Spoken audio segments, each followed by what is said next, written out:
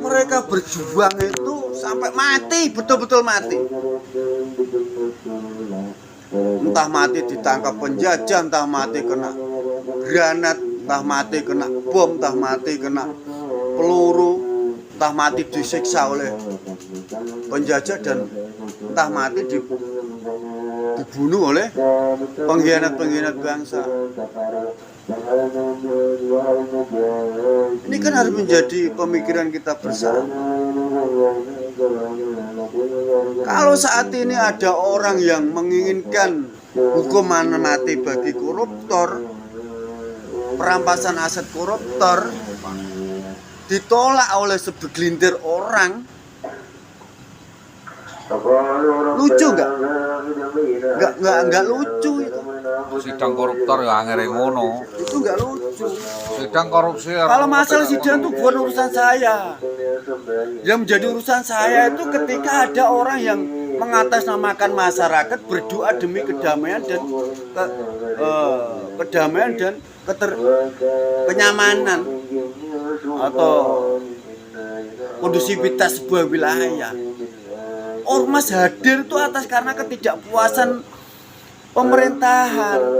Ormas hadir itu untuk kontrol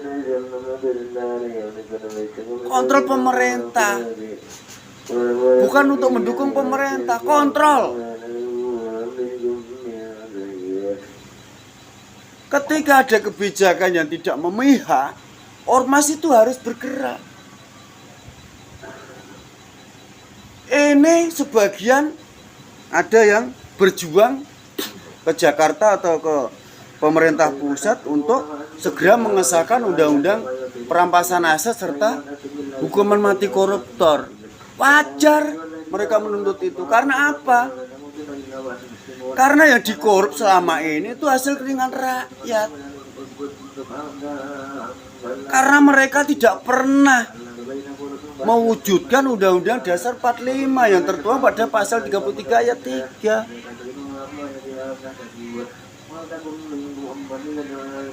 Ini ada doa mengatasnamakan kondusivitas sebuah wilayah. Sekarang saya mau tanya, kondusivitas itu seperti apa? Apakah ketika kita silent, kita diam, ketika ada korupsi yang merajalela, kita harus diam? Apakah kita harus diam ketika anak kita yang mempunyai prestasi tidak mampu meraih cita-citanya karena terganjal oleh keadaan perekonomian?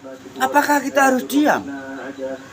Negara ini harus dipimpin orang-orang yang berkompeten, bukan orang-orang yang punya uang, gitu loh. Kenapa harus dipimpin orang-orang yang berkompeten? Karena kita tuh dituntut untuk inovatif. Pejabat-pejabat itu loh yang terima gaji setiap bulan itu dituntut untuk berinovasi.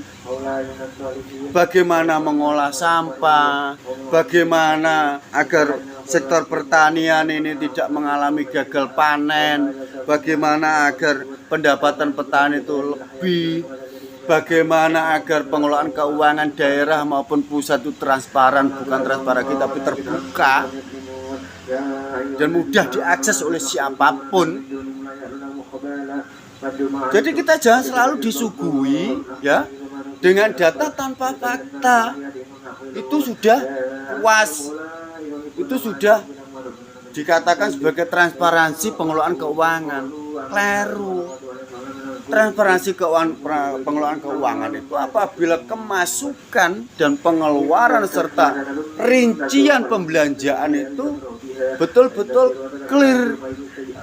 Kalau ada sisanya dilaporkan sisa sekian dari anggaran yang digelontorkan. Apakah mereka nggak mau itu terjadi? Kalau tidak mau, apa yang menjadi masalah negara ini? Apakah itu harus selalu terjadi?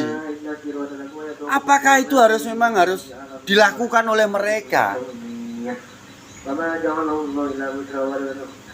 Ini kan menjadi pertanyaan besar. Kenapa di sisi lain ada yang berjuang demi keadilan dalam tanda konteks orang-orang yang selama ini makan keringat rakyat dengan dalih regulasi dan lain sebagainya. Ada sebagian segelintir masyarakat yang mengatasnamakan organisasi masyarakat dengan tameng duduk bersama demi kondusivitas sebuah wilayah. Kondusivitas seperti apa yang dikaitkan, yang diinginkan?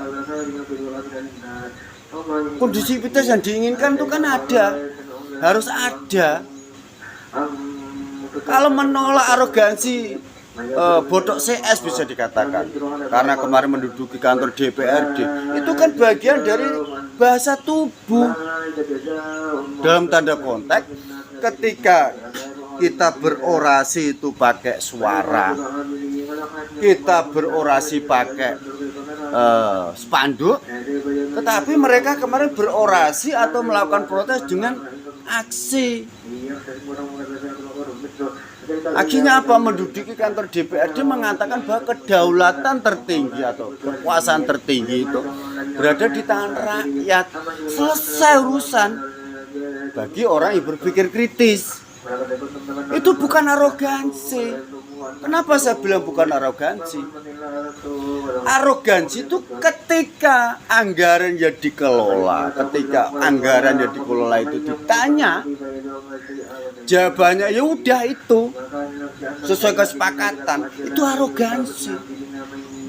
Karena tidak mau menerangkan secara detail, itu arogan. Uang rakyat yang seharusnya dipublikasikan sumber dan pengeluaran serta nominal harga-harga yang dipakai atau yang dibeli, ya apakah itu kalau ditanya itu sebuah rahasia negara? Bukan. Rahasia negara itu berkaitan dengan keamanan. Itu rahasia negara. Rahasia negara itu berkaitan dengan sumber daya alam. Itu rahasia negara. Rahasia negara. Kenapa? Keamanan dan sumber daya alam itu menjadi rahasia negara. Karena itu tadi, kalau kita tidak mampu menyembunyikan apa yang kita miliki, bisa jadi kita menjadi incaran negara-negara asing. Negara asing bisa seenaknya menguasai dengan dalih undang-undang. Contoh, mau membuat undang-undang minerba. Kalau ada oligarki yang masuk membayar pansus atau membayar anggota dewan atau wakil kita yang membuat aturan tersebut disogok, akhirnya apa? Undang-undang tersebut memihak pada oligarki. Undang-undang tersebut tidak memihak pada undang-undang 45 yang mengatakan bahwa bumi langit dan isinya dikuasai oleh negara, dikelola demi keadilan dan kesejahteraan rakyatnya. Ini kan makin jauh dari keadilan dan kesejahteraan rakyat. Karena apa? Pajak makin naik. Berarti ketika pajak itu makin naik, sumber daya alam yang kita miliki semakin tidak karuan arahnya. Sampai ada emas ditimbun berkilo-kilo, berton-ton. Sampai ada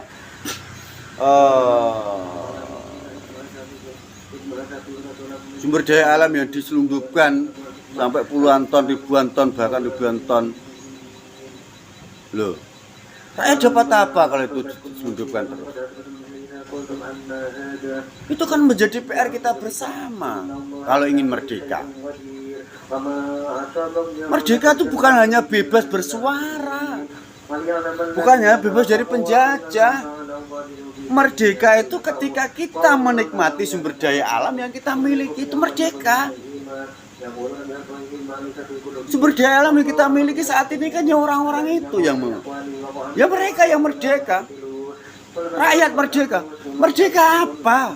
Kita ingin sehat, bayar BPJS.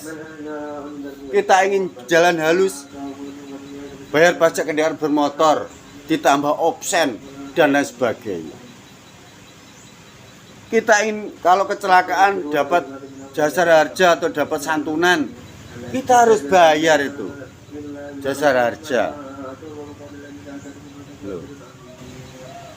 Lantas negara hadir ini kemana arahnya? Kalau memang negara hadir ini demi kesejahteraan, kemakmuran dan keadilan, harusnya enggak seperti itu. Dikit-dikit iuran.